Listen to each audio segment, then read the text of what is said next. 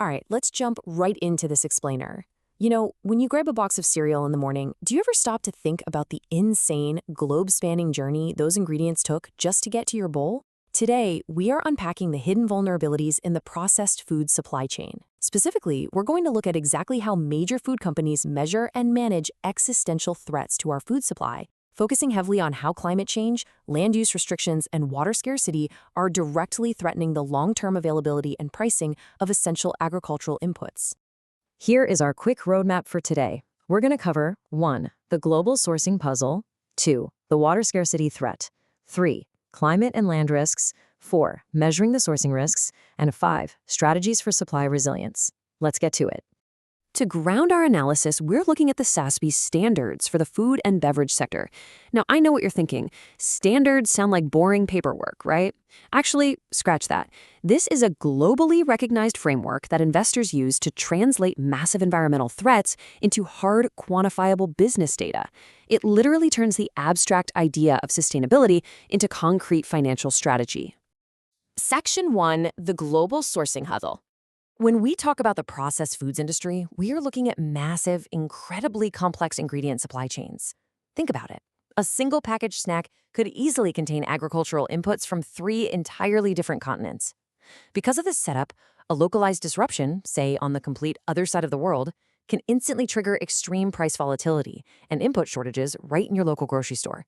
It's like a giant domino effect. Moving on to Section 2, the water scarcity threat. Now, the standard doesn't just guess at water scarcity. It uses precise metrics, like the World Resources Institute's aqueduct tool. We're tracking regions with what they call high baseline water stress, which means 40 to 80% stress, or extremely high stress, hitting over 80%. To put that into perspective, these are areas where agriculture is aggressively, practically fighting with local municipalities for every single drop of water. So this brings up a pretty vital question.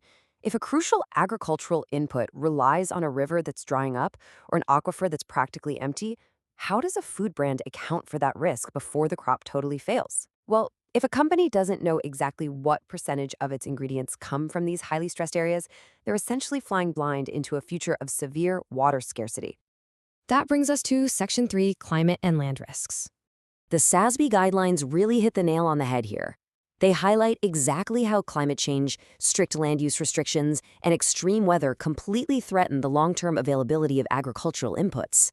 We're talking about brutal droughts wiping out crop yields, extreme weather sending commodity pricing into absolute chaos, and deforestation causing massive reputational damage for the brands sourcing from those cleared lands.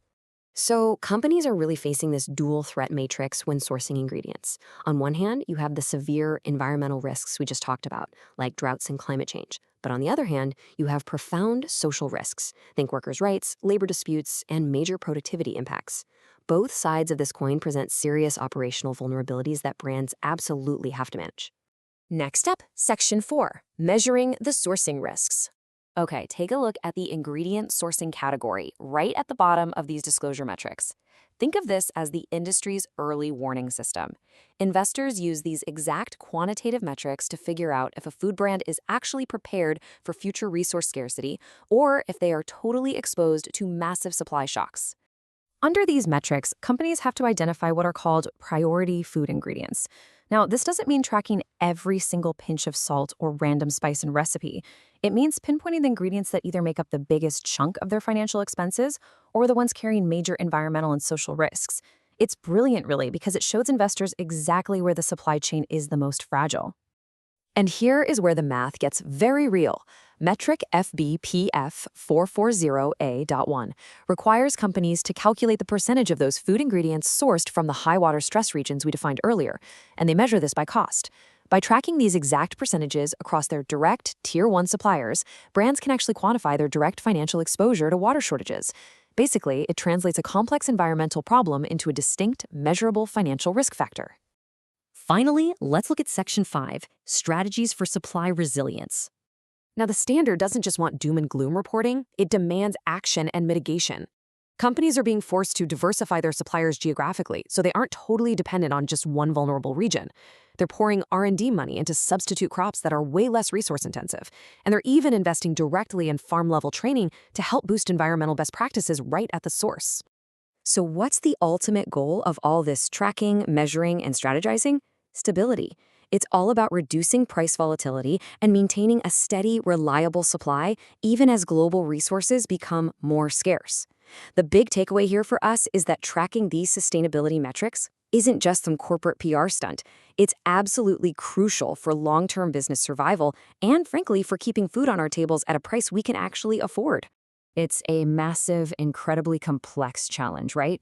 Seeing it all mapped out through these accounting standards really makes you realize that the contents of our pantries are inevitably going to change in the decades to come.